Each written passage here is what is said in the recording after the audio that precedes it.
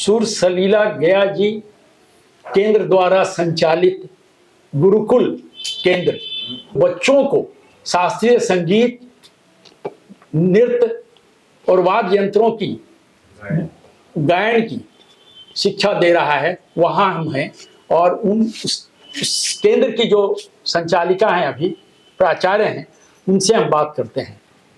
कैसा लग रहा है आपको इस विद्यालय में अपना दायित्व का जो निर्वहन कर रही हैं आप? सर, सबसे पहले हम लोग को ये समझना होगा, मतलब जो हम लोगों ने इस स्कूल को शुरू किया है, विद्यालय को, ये सोचकर कि हमारे देश की संस्कृति जो है, धरोहर है, ये शास्त्रीय संगीत और लोक संगीत। तो इसको बच्चों को जानना बहुत ज़रूरी है। मुझे लगता है बच्चों का रुझान जो है वो लाइट संगीत के प्रति या बॉलीवुड इसके लिए, तो उसको कोई भी कर सकता है, उसको सीखने की ज़रूरत नहीं है।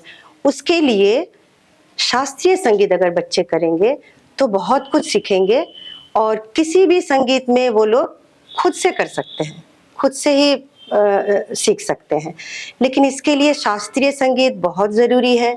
और एक बात ये भी है कि हमारे देश में जितने भी संगीत घराना है, उसमें गया भी एक घराना है जो हमारे शहर के लोगों को, बच्चों को नहीं मालूम है।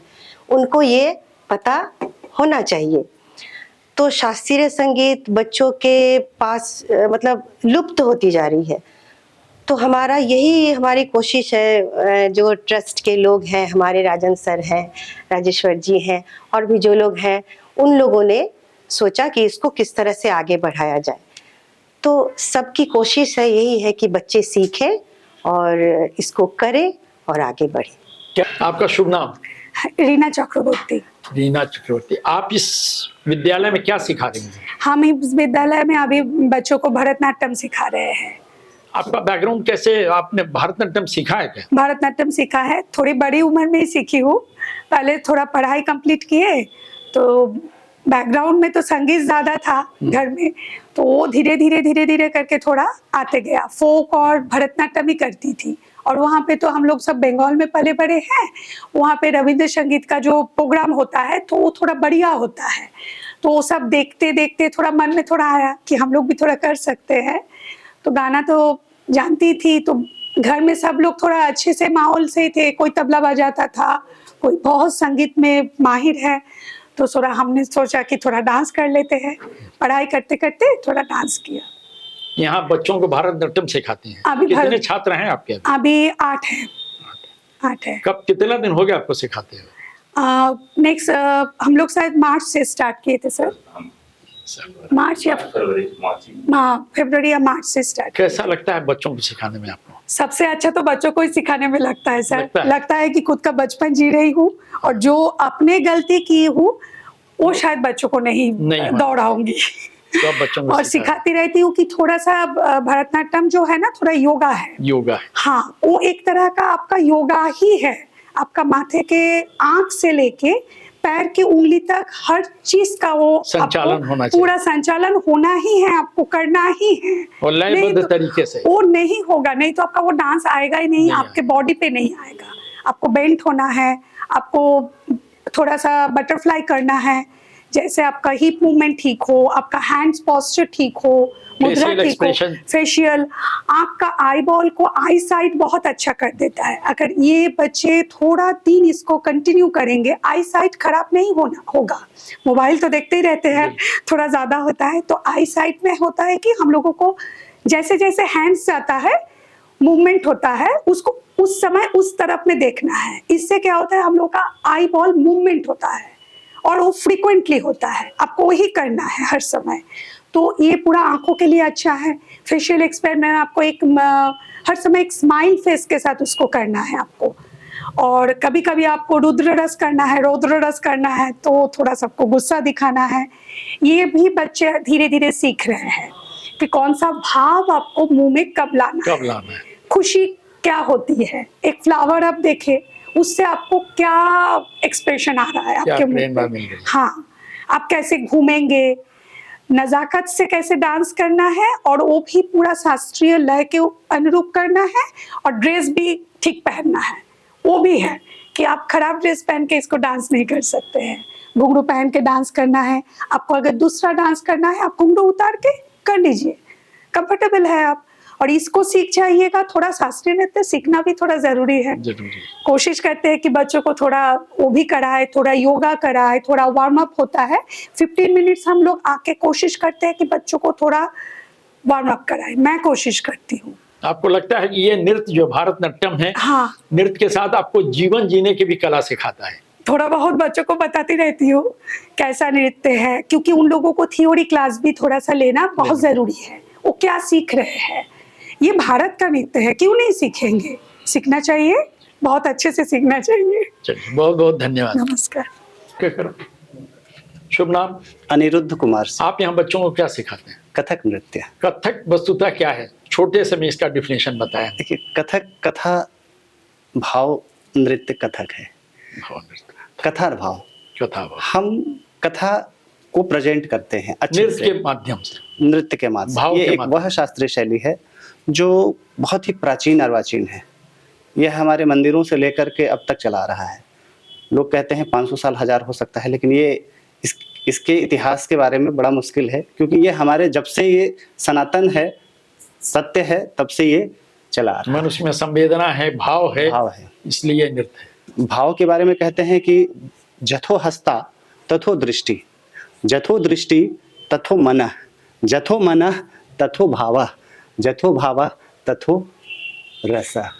वाह, ये हमारे नाट्य शास्त्र का मूल है। बच्चों को सिखाते हुए कैसा महसूस करते हैं? अब बच्चे को सिखाते हुए तो बड़ा आनंद आता है, आनंद आता है, क्योंकि हमारी वो पीढ़ी तैयार होती है। और हमारे गुरुकुल जो संस्था है, राजन भैया हैं, सब लोग, तो गुरुकुल शब्द का ही मतलब है कि हम उस पद्धति से सिखाएं जो हमारी परंपरा और अक्षुण्ण बनी रहे और आगे विकास कर सके। तो जब तक पीढ़ी को नहीं देंगे तो फिर बढ़ेगा कैसे?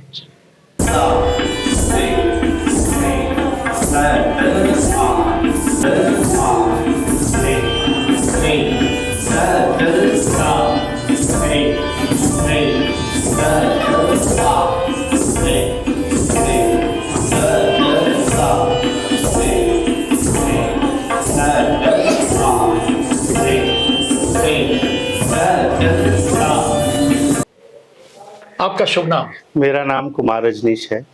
आप इस संगीत केंद्र से कैसे जुड़े? मैं बचपन से ही राजन भैया के साथ घर पे आना जाना हो रहा था। मैं भी संगीत घराने से हूँ, तो मैं पहले सुनने जाया करता था। सुन कर सीखने की इच्छा हुई, तो फिर घर में मैंने तबला सीखा अपने मामा से, श्रीकांत तिवारी जी से। और फिर उसके बाद मैं बनारस किशोर मिश्रा जी से आगे के शिक्षा ग्रहण किया। तो अब उनके साथ मैं संगत करता हूँ, कभी कभी जाके उनके यहाँ घर बच्चों पे। को तबला सिखा रहे हैं? जी, मैं यहाँ तबला सिखा रहा हूँ। तबला सीखना कितना सहज और कितना मुश्किल है? तबला सीखने में बहुत ऐसा कुछ नहीं है कि बहुत हार्ड है, बहुत हल्का है तबला सीखना। लेकिन लोग ज़्यादा बच्चे तबले में नहीं आते हैं, मेहनत के चलते कि बहुत ज़्यादा शारीरिक मेहनत है। इसमें ताकत से बचता ही नहीं है, ये सांस की ताकत लगती है इसमें। स्टेमिना आपकी कितनी है, सांस को एक रिदम के साथ सांस को रिदम के साथ जोड़ना है। अब बिना ताल के तो कोई संगीत पूरा ही नहीं होता।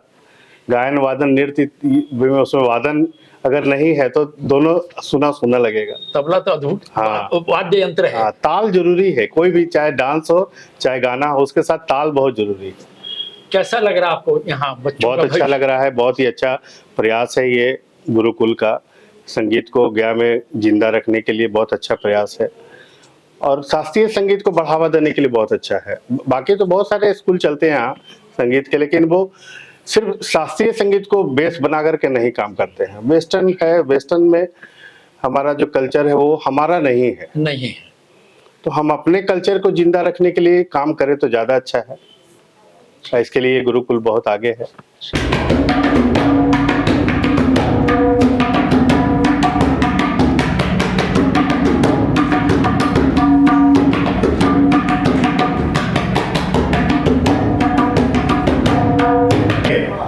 देख के नहीं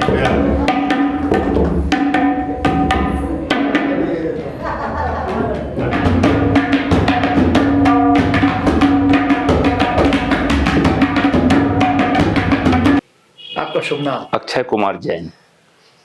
अच्छा जी, आप ये बताइए, आप इस गुरुकुल संगीत केंद्र के निर्देशक हैं, डायरेक्टर हैं, कैसा लगता है आपको इस केंद्र से जुड़ के? इस केंद्र से जुड़ के मेरे को बहुत ही अच्छा लगता है। छोटे बच्चों का नृत्य, संगीत, तबला वादन, ये सबसे बहुत आनंद आता है। बच्चे जो सीख रहे इस चीज को, गुरुकुल जो गया जी सुशैला ट्रस्ट से जो ये गुरुकुल केंद्र है, तो बच्चे जो सीख रहे हैं काफी अच्छा लगता है। कितना जरूरी है बच्चों बच्चों को के लिए पढ़ाई के साथ साथ इस तरह के कला से भी जुड़ना? हम लोग अपने बचपन में आउटडोर गेम खेलते थे, वो आउटडोर गेम बंद हो, कंप्यूटर आ गया। बच्चों के लिए नृत्य संगीत आज के समय बहुत जरूरी है, अपने मन को फ्री रखने के लिए। और बच्चे संवेदना से भी जुड़ते हैं, संवेदना से भी जुड़ते हैं, और जब संगीत से भी संवेदना जुड़ते है हैं, तो जीवन में सरलता है, सहजता जी है। हाँ। तो कितना लग रहा है आपको, कैसा इस भविष्य कैसा लग रहा है गुरुकुल? भविष्य का तो बहुत अच्छा लग रहा है इसका है। अभी साल भर भी नहीं हुआ है, हमारे यहाँ 30 स्टूडेंट हैं, अभी और बढ़ेंगे ही। क्या नाम है तुम्हारा? सौम्या स्वस्ति। कब से सीख रही हो यहाँ? 8-10 महीने से। क्या क्या इम्प्रूवमेंट है, कितना आगे बढ़ी हो, किस चीज, किस विधा में हो तुम? शास्त्रीय संगीत, शास्त्रीय संगीत में, गायन में। गायन में। किनसे सीख रही हो? मेरे गुरु श्री राजेंद्र सचवाय जी से। क्या सीखी है, क्या सीखा अभी तक आपने? कई तरह के राग, 8-10 राग, और उनका गया घराने की ठुमरी सीखी है आपने? कोई बंदिश? अभी तक तो ठुमरी नहीं सीखी। क्या सीखा आपने? रागों का विस्तार सीखा, उसमें आलाप तान वगैरह करना। क्या कुछ 2 लाइन सुना सकते हैं आप?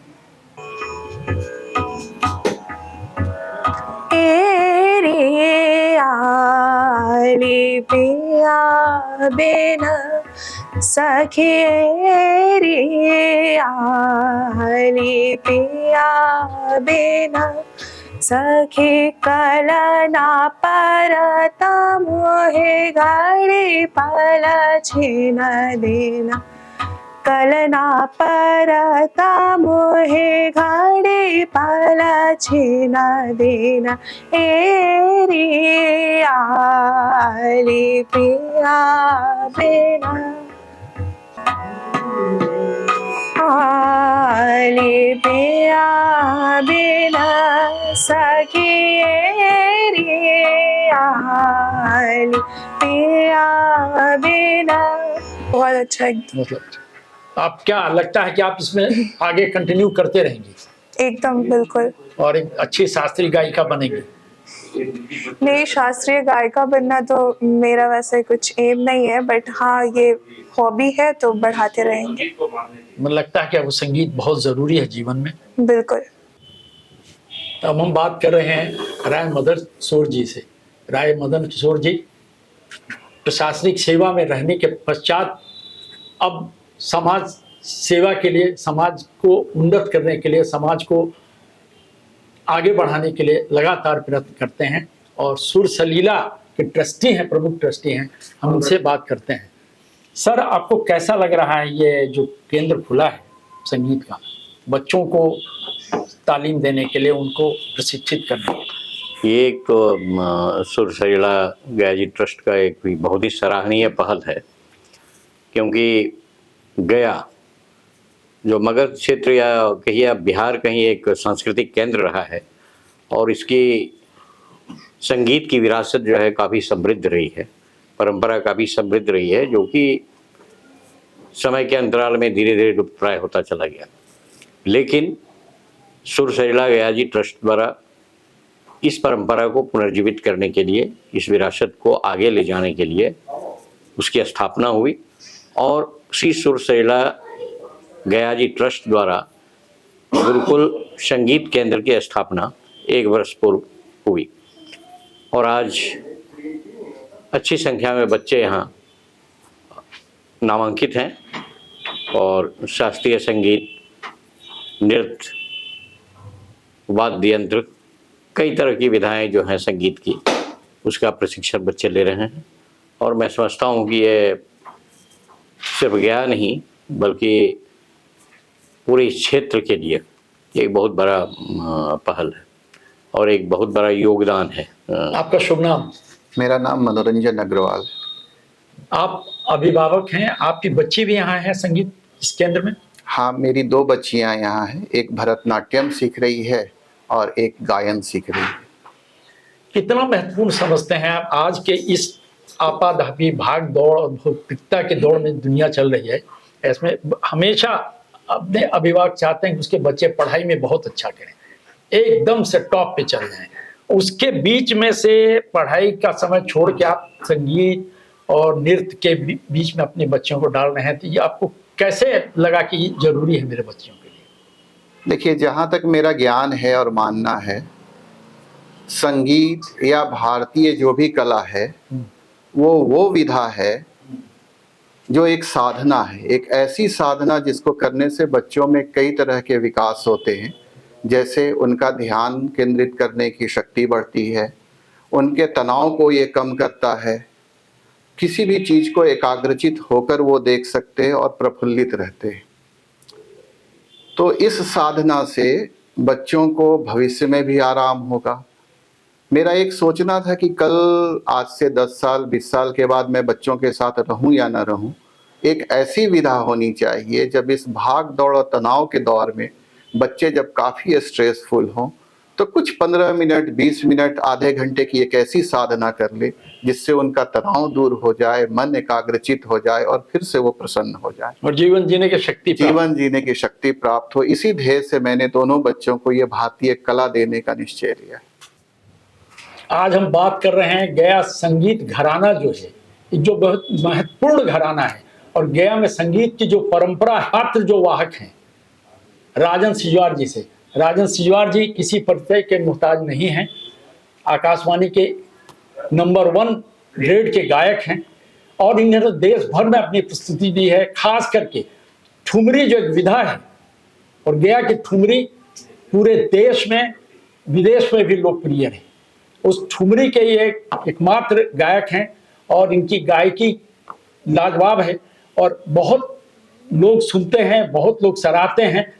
और गया में करने के लिए, उसका प्रचार प्रसार करने के लिए इनकी कोशिश लगातार जारी है। आइए आज हम इनसे बात करते हैं कि गुरुकुल में इनका कितना योगदान है। राजन भाई, आप संगीत के क्षेत्र में एक जाना पहचाना नाम है और मुझे लगता है कि आप गया घराने के आखिरी चिराग हैं, आपके बाद कोई दूसरा दिखता नहीं है। तो आपको ये टीस हमेशा लगती रही है क्या कि गया के बच्चे आएं और इस परंपरा को आगे लेके जाएं? देखिए, मैं एक अपने तो मैंने संगीत अभी तक सीख रहा हूँ।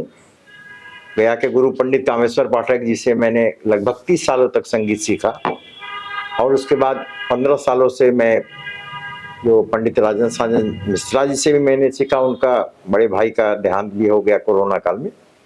तो हमारे पिताजी कहा करते थे कि तुमने तो कुछ सीख लिया, मगर और आगे की पीढ़ी को कैसे बढ़ाओगे? पाठक जी भी जा चुके हैं, गोवर्धन जी भी जा चुके हैं, इसको कैसे आगे ले जाओगे? क्योंकि तुमने इतना तो किसी ने संगीत के प्रति समर्पण नहीं दिए स्टूडेंटों ने, जो तुम्हारे गुरु भाई थे और भी लोग थे गया के।